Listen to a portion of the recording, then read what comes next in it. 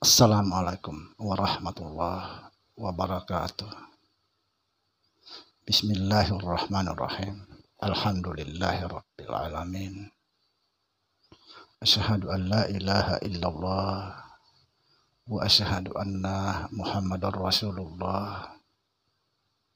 Allahumma la ilaha illallah huwal hayyul qayyum. Huwal awalu wal akhiru wal batinu wassahiru.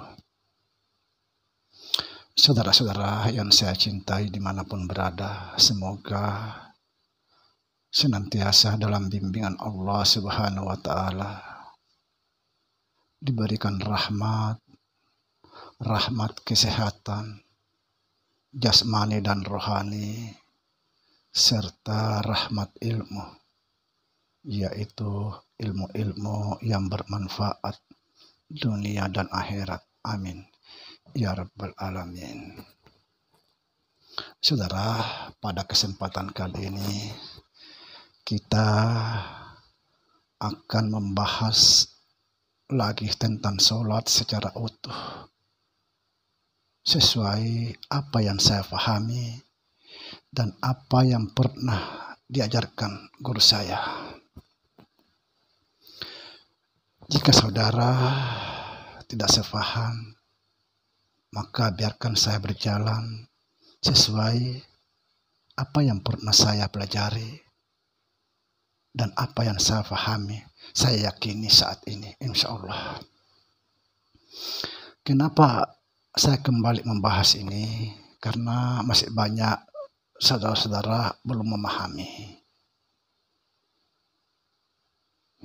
Saudara, sebelum kita membahas masalah ini, saya ingin sedikit menjelaskan sesuai perkataan-perkataan saya yang ada di konten-konten sebelumnya. Saya sering mengatakan bahwa jangan lagi mencari Allah, karena yang mencari itulah yang dicari. Sekali lagi, jangan lagi mencari Allah, karena yang mencari itulah yang dicari. Tuhan sendiri mengatakan, aku bersama hambaku di mana saja dia berada. Dan dia juga mengatakan, aku lebih dekat daripada urat lehernya. Subhanallah. Dia lebih dekat daripada urat leher. Sedangkan urat leher ini menyatu dengan kita. Ini yang harus kita renungkan, saudara. Itulah sebabnya sering saya mengatakan, jangan lagi mencari. Karena yang mencari itulah yang sesungguhnya yang dicari. Saya bukan masalah sembahyang. Banyak sekali yang telepon saya bahwa ketika saya sembahyang, saya melihat wajah saya. Ada lagi mengatakan ketika saya sembahyang, saya melihat lafaz Allah. Bahkan ada yang sengaja menghadirkan bayangannya, wajahnya di depannya, baru diangkat takbirnya. Nauzubillah. Kenapa ingin saya menjelaskan ini sejelas-jelasnya, agar kita tidak tertipu dengan angan-angan kita, agar kita tidak tertipu dengan tipu daya iblis. Kalau kita misalnya menghadirkan bayangan kita, atau menghadirkan lafaz-lafaz Allah maupun kalimat la ilaha illallah atau Allah, baru kita takbir Allahu Akbar, maka sama saja kita berhala.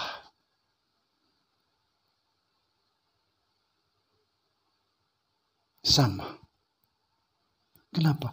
Karena yang disembah itu bersama kita. Aku lebih dekat daripada urat leher. Itulah sering saya katakan, jangan mencari lagi. Karena yang mencari, itulah yang dicari.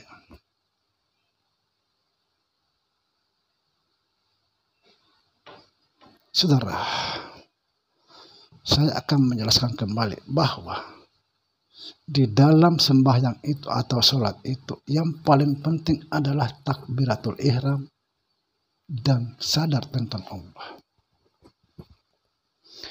Sadar tentang Allah Subhanahu wa Ta'ala. Kita harus betul-betul sadar bahwa Allah itulah yang berbuat di dalam sembahyang.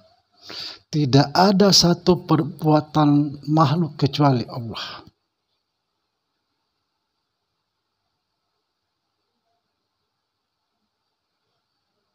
Kita harus betul-betul memahami ini, saudara, karena kita, apalagi di Indonesia ini, mayoritas orang Muslim wajib sholat, tapi kita harus memahami ilmu di dalam sholat itu, agar kita tidak menyembah angan-angan, tidak menyembah nama Allah saja. Kita harus sadar tentang Allah. Tidak boleh kita sadar tentang diri sendiri. Tidak boleh mengatakan akulah yang sholat, akulah yang ini, akulah tahiyat, akulah takbir. Tidak boleh. Itu namanya menduakan Allah. La haula wa la quwata illa billah. Tiada daya dan upaya kecuali Allah. Artinya kita harus memfanakan diri di dalam sholat itu. Memfanakan diri dan menghidupkan Allah Subhanahu wa Ta'ala.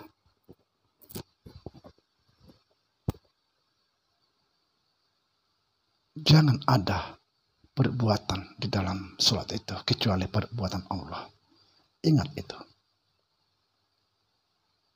Kemudian takbir. Saya akan jelaskan lagi sedikit masalah takbir ini. Ketika kita mengatakan Allahu Akbar, harus bersamaan ini sampai ke dalam dengan kata hu. Kalau perlu bersamaan Allahu Akbar, tutup mata. Setelah kita mengatakan Akbar, buka mata. Nah, setelah mata terbuka, jelaslah Maha Besar. Subhanallah.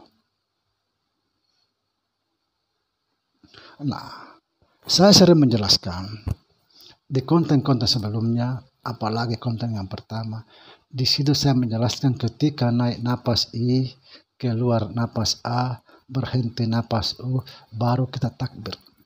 Itu sering saya katakan di luar konten maupun dalam konten bahwa saya mengajarkan ini bagi orang-orang yang pemula. Tapi setelah sudah memahami naik turun napas itu, tidak perlu lagi. Tidak perlu lagi harus naik, turun, berhenti, baru takbir. Kenapa? Jujur, setiap kita berkata-kata, pasti napas itu berhenti.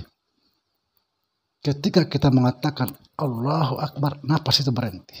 Tidak mungkin dia naik, tidak mungkin turun.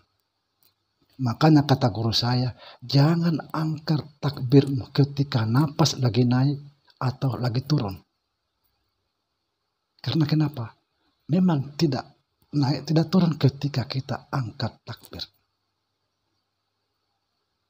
Angkatlah takbirmu ketika napasmu itu berhenti. Maupun naik, maupun di bawah. Misalnya tarik naik, berhenti di atas, tidak masalah. Turun ke bawah, berhenti, tidak masalah. Angkat takbir. Karena sampailah.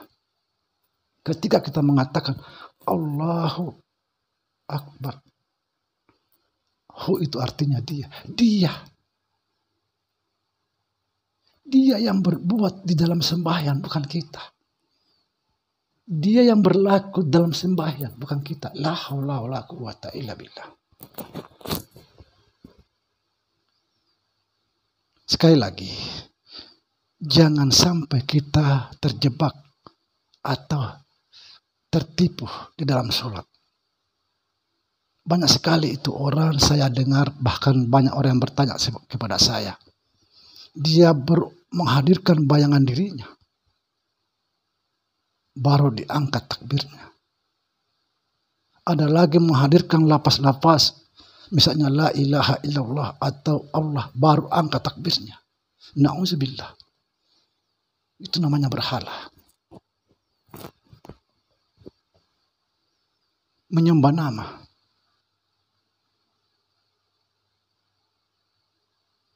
Sering saya katakan saudara, ketika kita mengangkat takbir, Allahu Akbar, itulah dia. Siapa lagi kalau bukan dia? Karena dia kalam. Dia yang berkata-kata. Dia yang menggerakkan segala sesuatu. Tanpa dia kita tidak bisa apa-apa.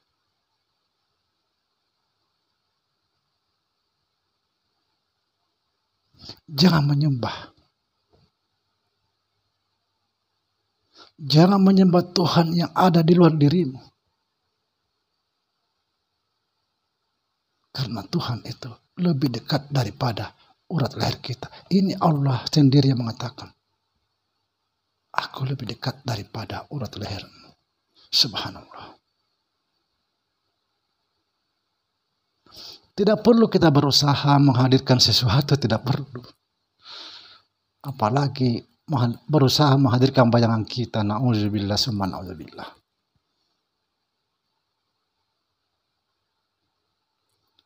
Saudara, semoga dipahami. Demikian.